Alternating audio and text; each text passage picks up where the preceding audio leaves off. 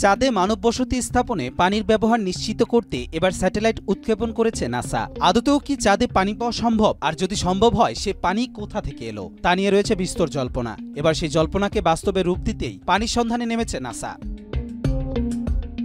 NASA চাঁদের পৃষ্ঠে পানির অবস্থান শনাক্ত করতে স্যাটেলাইট উৎক্ষেপণ করেছে। ইলন মাস্কের প্রতিষ্ঠান স্পেসএক্সের ফ্যালকন 9 রকেটে মহাকাশে পাঠানো হয় কৃত্রিম উপগ্রহটি। 27 ফেব্রুয়ারি এক প্রতিবেদনে ব্রিটিশ সংবাদ সংস্থা রয়টার্স জানিয়েছে, লুনার ট্রেইল ব্লেজার নামে একটি উপগ্রহ উৎক্ষেপণ করেছে নাসা।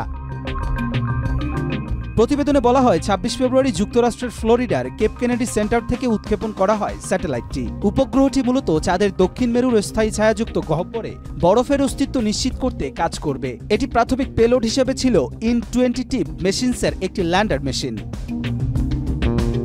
উপগ্রহটি ওজনে প্রায় 200 কেজি এবং সম্পূর্ণ বিস্তৃত অবস্থায় 3.5 মিটার প্রশস্ত।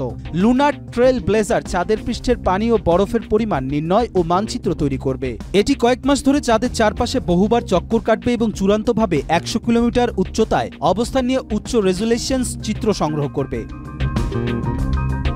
রয়টার্সের প্রতিবেদন অনুসারে চাঁদকে সাধারণত শুষ্ক ভাবা হলেও পূর্বের গবেষণায় সূর্যালোক প্রাপ্ত স্থানেও সামান্য পানির অস্তিত্ব পাওয়া গেছে।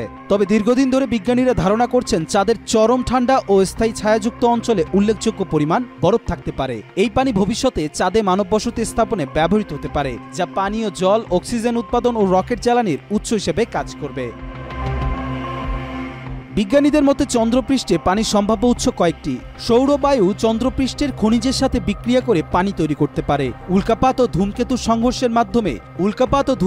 সংঘর্ষের মাধ্যমে বিলিয়ন বছর ধরে পানি চাঁদে জমা হতে পারে। পৃথিবীর পানির উৎস খুঁজতে সহায়ক হবে এই গবেষণা।